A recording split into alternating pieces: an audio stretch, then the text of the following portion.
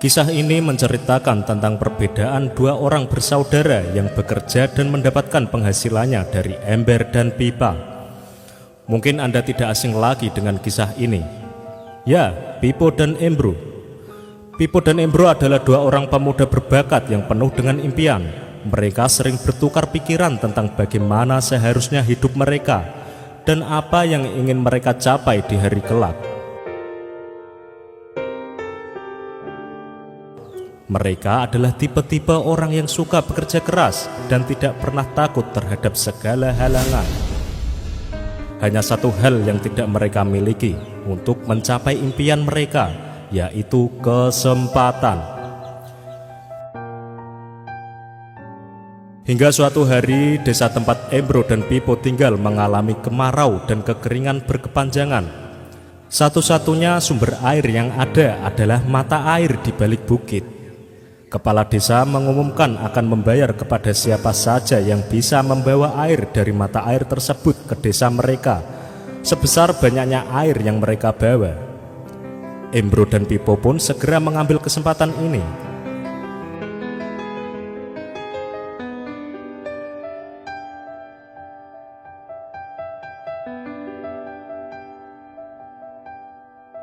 Oke, intinya pada kisah ini adalah ketika Pipo menyadari ada batas bagi setiap manusia, di mana usianya semakin bertambah, tenaga melemah, dan kesehatan mungkin berkurang.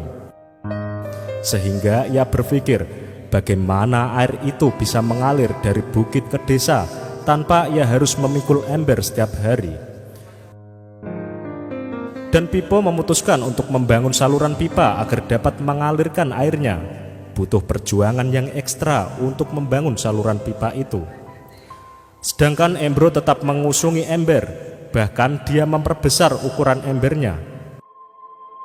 Karena Embro berpikir bahwa ide Pipo untuk membangun saluran pipa dari bukit ke desa adalah sesuatu yang gila. Embro pun juga terus dengan ember-embernya, tetapi lambat laun dia mulai merasa jenuh. Garis-garis kelelahan juga semakin terlihat di wajahnya. Kemampuan membawa embernya juga sudah tidak seperti waktu pertama dia memulai usaha ini. Hari itu, Pipo menyelesaikan pipanya. Air mengalir dengan derasnya dari mata air ke desa, dan seluruh warga yang dulu mencemooh Pipo melihat bagaimana itu ternyata bukanlah sebuah ide gila. Mereka pun berbondong-bondong membeli air dari pipa Pipo. Pipo begitu gembira. Betapa tidak, kerja kerasnya selama sekian tahun terbayar. Sekarang dia tidak perlu lagi susah payah harus membawa ember ke mata air. Saat dia sedang istirahat, sedang bersantai, bahkan berlibur sekalipun, air-air tersebut akan terus mengalir ke desanya. Dan itu juga berarti rezeki akan terus mengalir ke pundi-pundinya. Itulah sedikit kisahnya. Ember bisa diinterpretasi sebagai karyawan dan pipa sebagai simbol bagi orang yang membangun sistem. Dalam kehidupan ada baiknya kita belajar bagaimana menjadi seseorang yang bisa membangun sistem yang bisa menghasilkan uang. Memang pada awalnya harus berusaha bekerja keras untuk membangun sistem ini. Namun ketika ini sudah berjalan, kita akan menikmati hasilnya.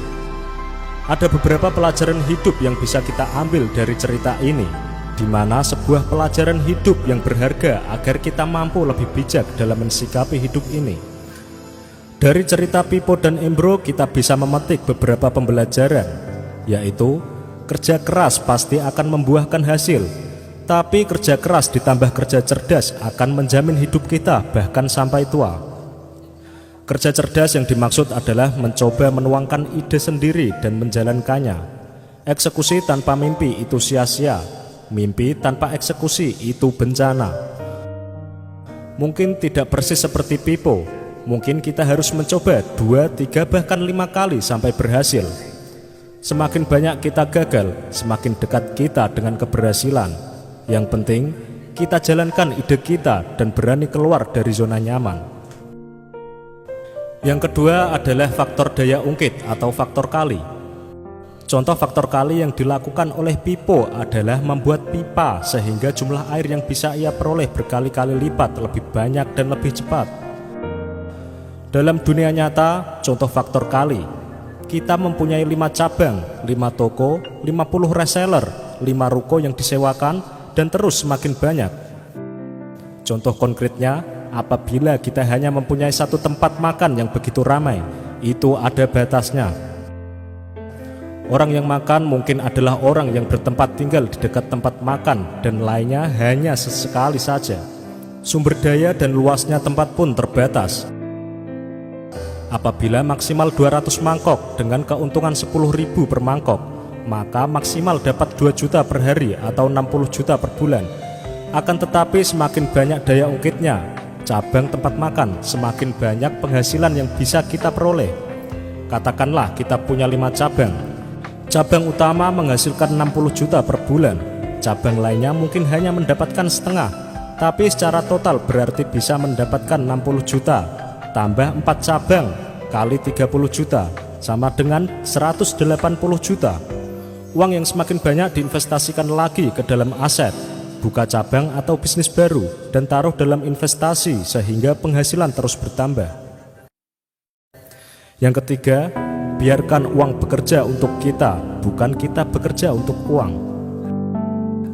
Pipo menunjukkan pada kita bagaimana rasanya dibayar tanpa harus hadir secara fisik. Pipo menjadi pengendali uang dan bukan sebaliknya. Embro baru memperoleh penghasilan apabila ia hadir secara fisik, sementara waktu memiliki keterbatasan, trading for hours. Sampai suatu saat, Embro memiliki batasnya dan tidak bisa lebih lagi. Ketika ia mulai tua dan sakit-sakitan, maka kita berhenti bekerja dan uang pun berhenti kita peroleh. Tidak nekat sampai-sampai meninggalkan pekerjaan yang kita punya sekarang. Padahal itu adalah sumber penghasilan yang pasti saat ini. Sama seperti Pipo, ia menjalankan idenya sambil tetap bekerja. Uang dari pekerjaannya sedikit disisakan untuk menjadi modal pembuatan pipa. Setelah saluran pipa jadi dan menghasilkan, ia tidak perlu lagi bekerja keras seperti dahulu, tetap bekerja untuk memperoleh penghasilan sambil memulai menyebar benih. James Gui, salah satu motivator terbaik Indonesia, berkata, apabila ide itu baik adanya, maka sekitar 2-3 tahun seharusnya hasil dari ide itu sudah mulai terlihat dan mungkin menghasilkan hasil yang mirip dengan pekerjaan yang dilakukan. Sekitar 5 tahun, ide yang dijalankan tersebut sudah menghasilkan lebih lagi, mungkin 2-3 kali lipat, mungkin 20 kali lipat. So, semakin cepat kita jalankan, tentu semakin baik. Kita mempunyai kesempatan gagal lebih banyak dan kita bisa lebih cepat untuk pensiun dari pekerjaan kita. Jadi sobat, dapat disimpulkan bahwa cobalah untuk mengubah paradigma kita dalam mendapatkan penghasilan. Paradigma umum yang berlaku dalam mendapatkan penghasilan adalah bekerja untuk mencari uang dan membayarnya dengan pengorbanan waktu dan tenaga secara terus-menerus. Bekerja keras memang baik, namun faktanya kita tidak dapat bekerja secara terus-menerus karena ada saatnya kita memasuki masa pensiun atau tua. Stres dan depresi dengan urusan kantor, sakit, dan sebagainya.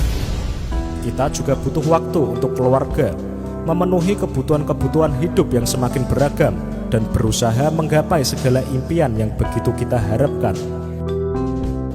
Banyak orang yang suka berdiam diri di zona nyaman dengan menjalankan tugas rutin yang sudah menjadi kebiasaannya selama bertahun-tahun, sehingga mereka lupa untuk melihat kenyataan bahwa di luar sana ada cara-cara lain untuk mendapatkan penghasilan dengan lebih efektif.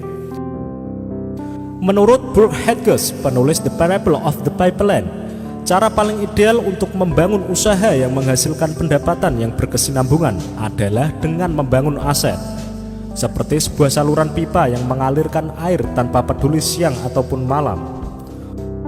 Oke sobat semuanya, semoga video ini memberikan inspirasi untuk sobat semua. Ikuti terus video-video dari Celah Terang, inspirasi dahsyat rahasia pola pikirmu.